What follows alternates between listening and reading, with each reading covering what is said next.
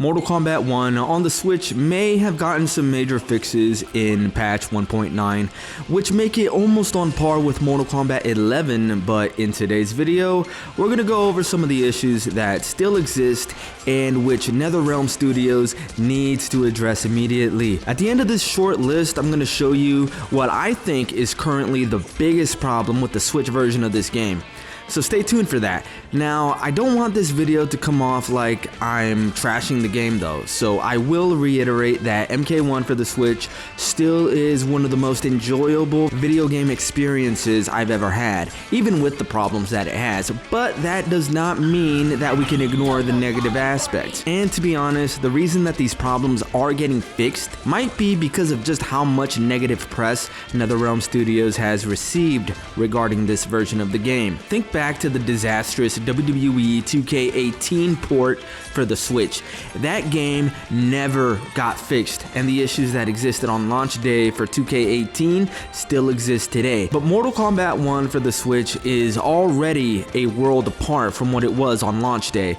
That said, let's get on to the video. Disconnections and match desynchronizations have been an issue in Mortal Kombat 1 since launch day, but ever since patch 1.9, this problem has become way more prevalent.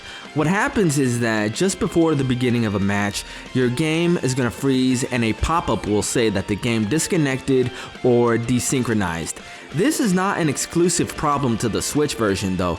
Ed Boon commented on Twitter about the situation, saying that they are aware of the issue. This problem is most prevalent in Combat League, but it happens a lot in casual matches as well. Now, mind you, this is not in every single match, but it does happen often enough to be really annoying. MK1 for the Switch has fixed a lot of weird bugs like Sindel's floating hair and Jean-Claude Van Damme's white hair, including Reptile's clipping jaw among other things, but some are still around. Like, let's take Havoc for example. Like, what the hell is this? What is this? I'm sure there are others, but Havoc's is the only one that I found in patch 1.9 so far. Another big problem on the Switch version is, maybe this is an issue on the other versions as well, but Sub-Zero's Invasion skin, it looks really cool, but in some of my videos, people have commented that this skin causes the Switch version of the game to crash, not only in matches, but also in the customized mode and in the character select screen if you have that skin selected for too long. As you can see here, it happened during a match I had where my opponent was playing Sub-Zero with this skin on. We were able to get past the first match without a problem, but a few seconds into the second match, the game just crashed.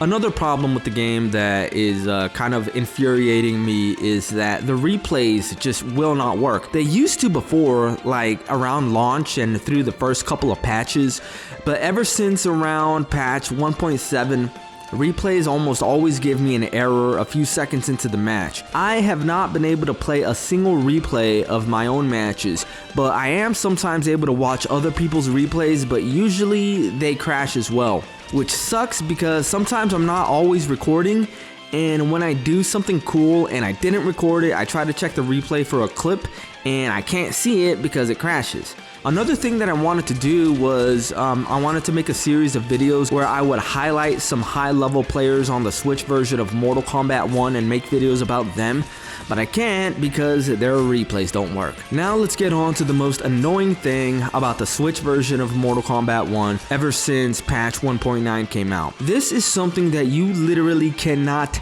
not notice. So after you boot up Mortal Kombat 1 and you play it, it's gonna look halfway decent at least, right? At least considering that it's a Switch that we're talking about.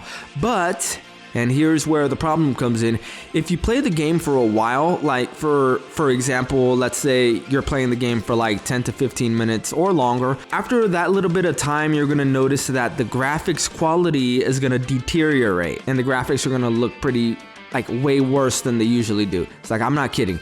If you play the game for a good while, eventually you're gonna see a lot of the details missing on the characters, on stages and backgrounds and menus, even the Dragon Shrine. Pretty much everything is gonna lose a lot of visual detail. And the only way to fix it is to reboot the game, but even then, after a while, it's just gonna happen again. So hopefully NetherRealm Studios addresses this problem as soon as possible, because even though I'm not the type of dude that cares that much about graphics, I would like consistency. So that's gonna be it for this video. If you like these sort of videos, hit the like button, subscribe, you know what to do. I'm Switchplayed, done.